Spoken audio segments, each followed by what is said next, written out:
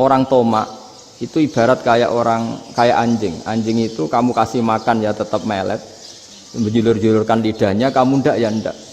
Imam Nawawi ditanya, "Ma wajhu sibbi?" Lalu wajah tasbihnya di mana? Beliau menjawab, "Fit tomak." Jadi anjing punya dua sifat yang berlawanan. Di bab ilmu dipuji. Enggak ada hewan yang mudah menerima ilmu kayak apa? Anjing. Sehingga Quran mengistilahkan wa ma 'allamtum minal jawarihi mukallibin. Hewan yang mudah diajari itu oleh Quran dibahasakan sudah menganjing. Karena anjing adalah hewan yang paling mudah apa? Diajarin. Itu diakui oleh Quran wa ma 'allamtum minal jawarihi mukallibin. Tapi dia punya sifat yang sangat buruk sekali, yaitu enggak pernah puas. Makanya ketika Bal'am bin Ba'ura, ada tokoh yang kedonyan ya, itu kalau diistilahkan Quran walakinnahu akhlada ilal ardi wattaba'a hawa famasaluhu kamatsalil kalbi in tahmil 'alaihi yalhas aw tatrukhu yalhas. Jadi anjing punya dua sifat yang berlawanan. Di bab ilmu dipuji karena paling mudah diajarin. Itu saya pernah ke Malaysia, diceritain sama polisi Malaysia. Anjing itu saking cerdasnya itu bisa deteksi CD palsu sama CD bajakan, asli sama bajakan. Itu kan nggak kebayang. Kalau narkoba mungkin masih ada bau khusus ya. Atau mesiu atau bom masih ada bau khusus. Ini enggak. Anjing itu dilatih ngecek CD yang asli sama yang palsu. Oh itu kebablas itu pinternya itu. Itu harganya itu 1 miliar lebih. Paling mahal. Jadi mungkin bisa deteksi ini dosen betul apa abal-abal itu bisa. Itu kiai betul apa kiai pesanan itu mungkin bisa. Itu saya punya kitab namanya Al-Hayawanul Kubro. Itu cerita prestasi-prestasi hewan. Itu yang berkuras-kuras sampai berjilid-jilid. Itu ya cerita anjing. Tidak ada hewan sebaik anjing. Di bab itu ya, di bab sampai ya tadi ada anjing yang sangat loyal sama majikannya. Loyalnya Masya Allah, sopannya Masya Allah. Anjing itu mbok lama berbakti sama sampean, nggak mau tidur di ruang tidurnya sampean, dia tetap tidur di luar. Corong Jawa nggak ngelama. Suatu saat si raja ini minum, wisata minum. Pas mau minum diterjang sama anjingnya sampai tumpah. Kecewanya raja ini itu karena selama ini anjingnya sopan sekali. Sekedar ganggu di ruangannya nggak pernah, malah ini mau minum, minuman yang disukai diterjang anjingnya tumpah. Marah kan anjingnya di mana? Ternyata apa? Minuman itu anjing ini tahu kalau minuman itu beracun, diracuni oleh musuhnya. Itu saking hebatnya anjing sampai ketika ngawal rajanya itu tidak sekedar ada penjahat atau maling.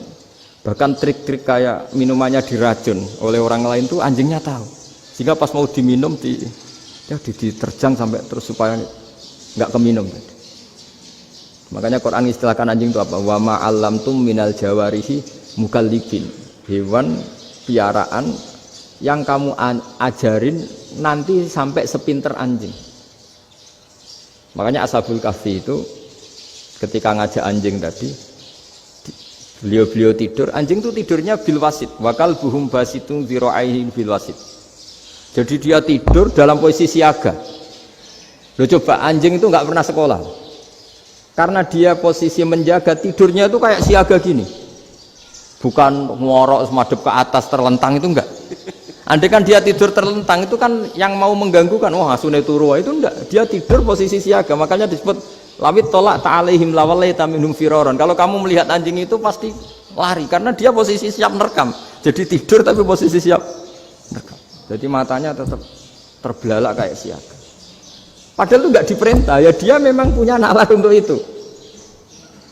Ini disebut wa ma 'allamtum minal jawarihi mukallibin. Dan dalam teori modern juga gitu.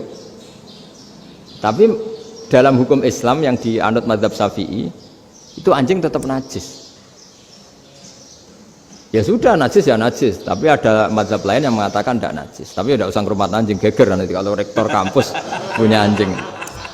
Tapi ilmu itu bagus untuk kelangenan kadang. Andai kan tidak ada mazhab Malik, maka kita kesulitan menceritakan Ashabul Kahfi yang hewan piaraannya itu anjing. Tapi misalnya anjing disucikan, kita juga nanti susah menjelaskan hadis Nabi malaikat itu tidak masuk rumah yang di situ ada apa? Anjing. Maka ilmu itu makanya kata Imam Sa'roni, sebagian ilmu itu memang kelangenan, tapi nggak boleh jadi praktek. Tapi harus ada. Misalnya begini, contoh paling gampang. Api dalam mazhab Syafi'i kan alat pensuci hanya dua, air dan tanah. Ya saya ulang lagi, air dan tanah, yaitu tanah untuk mensucikan najis anjing. Imam Abu Hanifah menambahkan api. Mazhab Syafi'i itu agak kesulitan ketika ada batu bata dibikin dari tanah-tanah yang bercampur kotoran. Mazhab Syafi'i akan kesulitan karena di situ ada najis yang jadi materinya bata. Hukumnya gimana kalau nanti dipakai masjid? Tapi barokahnya ada beberapa mazhab. Abu Hanifah mengatakan dan api. Jadi apa tadi air, tanah, api. Alasannya masuk akal. Ketika usatul mukminin, orang-orang mukmin yang ahli maksiat itu sebelum masuk surga, kalau dia dosanya banyak itu dibakar dulu supaya suci. Emas itu untuk memisahkan dengan materi lain juga harus dibakar. Berarti api termasuk alat. Artinya gini, batu bata yang materinya dari tadi najis sekalipun ini menjadi suci karena ngalami pembakaran. Tapi kata Imam Sa'roni, ilmu ini hanya sebagai ilmu. Jangan sampai kalau kamu mau wudhu gak ada air terus membakar diri lah, ini ribet kan. Jadi ilmu itu sebagian memang untuk kelangenan. Karena kita butuh.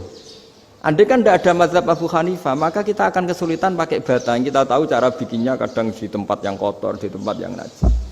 Tapi karena ini ngalami dibakar, maka hukumnya suci menurut mazhab Abu Hanifah. Dan itu sering. Ulama itu sampai apa? Saya punya kitab fikih namanya Fardul Masail. Pengandaian ada masalah. Jadi masalah itu belum terjadi tapi diandaikan. Misalnya kayak di Texas. Bumi itu bulat bola. Texas itu kalau dibor itu pas Ka'bah. Lalu kiblatnya di mana? Bumi ini kan hanya rubuk-rubuk seperempat. Yang ada arah itu seperempat. Tapi kalau Ka'bah itu sama Texas atau Texas dengan Ka'bah itu lalu kiblatnya mana? Wong sudah bebas arah. Maka ilmu mengatakan mara'ahul muslimuna hasanan fawa indahu hasanun. Kamu jangan nuruti ilmu hakikat tapi nuruti mindset. Kalau mainstreamnya orang banyak seperti itu, mindsetnya orang sana misalnya Ka'bah sana ya ikut sana. Tapi ini tidak mewakili hakikat karena kalau yang 380 derajat itu kan terus ribet. Makanya ini kesulitan di bab-bab fikih. Ya saya ulang lagi, kesulitan di bab-bab fikih. Makanya fikih itu selalu bicara, misalnya gini, ada orang sholat. Saya ulang lagi. Setelah salam pertama dia kentut, itu sholatnya batal apa enggak? Itu lama berdebat. Yang dikatakan rukun sholat itu salam pertama. Sehingga orang kalau sudah salam pertama, maka sudah keluar dari sholat. Maka kalau kentut gak apa-apa, wong yang keluar dari sholat itu salam pertama. Tapi lalu pertanyaannya, kenapa Nabi salam 2 kali? Lalu yang kedua gunanya apa? Ribet kan, partai ini kalah pasti kalau ditanya gitu. Tapi kalau ditanya dibalik, sholat itu satu ibadah yang dimulai dengan takbir, yang diakhiri dengan salam. Berarti salam pertama itu pengakhir apa nunggu salam kedua? Pertama, di semua ulama bilang salam pertama. Kalau salam pertama sudah pengakhir, berarti pembatalan setelah itu nggak punya efek, nggak punya akibat. Itu kan ribet. Debat fikih itu memang ribet. Fikih itu memang senam otak karena pertanyaannya mirip-mirip seperti itu. Nah, sampean milih mana? Milih salam pertama apa salam kedua? Pasti ulama milih salam pertama. Jadi anehnya fikih itu di situ. Misalnya orang mati, takbir itu berapa kali? 4 kali. Andai kan takbir 5 kali itu batal apa enggak? Satu ulama mengatakan 5 kali itu batal. Karena rukunnya sholat jenazah itu takbir 4 kali. Berhubung ini rukun, kalau nambahi ke 5, berarti menambahkan rukun. Kayak kamu sholat, rukuk 2 kali kan batal. Sujud 3 kali, batal. Karena menambahkan apa? Rukun. Berarti kalau takbir 5 kali, batal. Tapi pertanyaannya, takbir itu adalah wiridan biasa, sehingga kalau ditambahkan nggak punya akibat batal. Jadi perdebatan ulama itu kadang ya lucu. Kayak kemarin Pak Haris pas pertama mertamu ke sini mau ngundang saya tak ceritain. Dulu sholat jenazah itu pasti mayat di depan. Karena lazimnya sholat jenazah itu mayat di depan. Tapi mulai dulu lama sudah berpendapat, andai kan jenazahnya di belakang pun tetap sah. Fa innal janazah laisat bi imamin. Karena jenazah itu tidak imam. Kenapa harus di depan? Oh, tidak imam kok harus di depan. Itu mulai dulu. Sehingga ketika Arab Saudi pernah mengalami tragedi, ada orang yang dibungkus kayak mayit, ternyata senjata. Setelah di dekat Ka'bah dipakai. Dulu tragedi tahun berapa itu? Pokoknya pernah ada tragedi itu. Semenjak itu Arab Saudi kalau ada orang mati tetap di kamar mayit, terus ada sholat jenazah. Padahal mayitnya di belakang yang jamaah. Jadi meskipun kita tidak akan bikin ajaran baru jenazah di belakang, ya tidak keren, kasihan kan. Tetap biasanya di depan ya di depan.